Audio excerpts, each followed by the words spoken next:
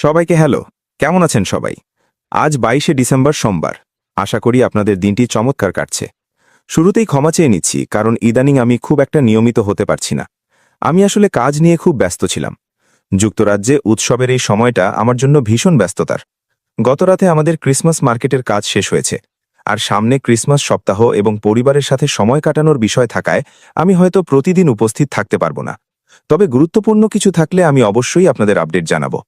আজ আমাদের অনেক কিছু নিয়ে কথা বলার আছে, বিশেষ করে ভিক্টরি উইথ অ্যাশ এবং অন প্যাসিভ উভয় বিষয় নিয়েই এখন প্রকাশ্যে কথা বলা যাচ্ছে, যা সত্যিই খুব স্বস্তিদায়ক।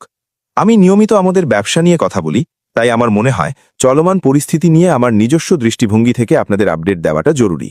প্রথমে ভিক্টরি উইথ অ্যাশ সম্পর্কে আমাদের সিইও যে স্পষ্টতা দিয়েছেন তা নিয়ে বলি। তিনি আমাদের এই ব্যবসার প্রতি সততা, অনুগত্য এবং আবেগের জন্য প্রশংসা করেছেন। বর্তমানে প্রায় 5 লক্ষ মানুষ এতে যোগ দিয়েছেন।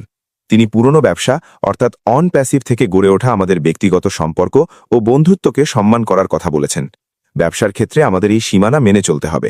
তবে আপনারা চাইলে আপনাদের পরিচিত গণ্ডির বাইরে বা অন প্যাসিভের বাইরের মানুষের সাথেও কথা বলতে পারেন।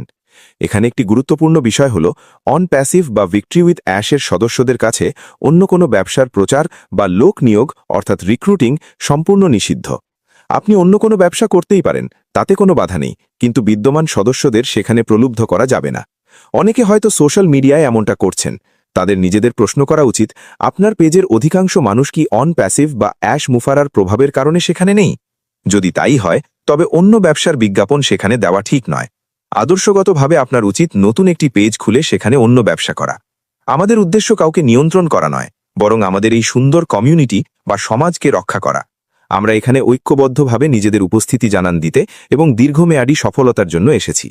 আমাদের সিইও জানিয়েছেন যে ভিক্টরি উইথ অ্যাশ অত্যন্ত সুশৃঙ্খল এবং ধৈর্যশীলভাবে পরিচালনা করা হচ্ছে। প্ল্যাটফর্মের স্থায়িত্ব এবং দীর্ঘমেয়াদী উন্নতির কথা মাথায় রেখেই প্রতিটি পদক্ষেপ নেওয়া হচ্ছে।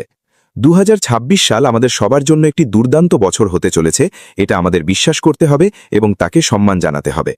অন্যদিকে গত কয়েকদিনে আমাদের ইকোসিস্টেম বা ওইএসএ দুটি পপ আপ মেসেজ এসছে, অন নিউজ 19 এবং 20।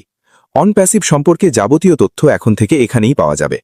19শে ডিসেম্বরের আপডেটে আমাদের মূলত মানসিকভাবে প্রস্তুত করা হয়েছে।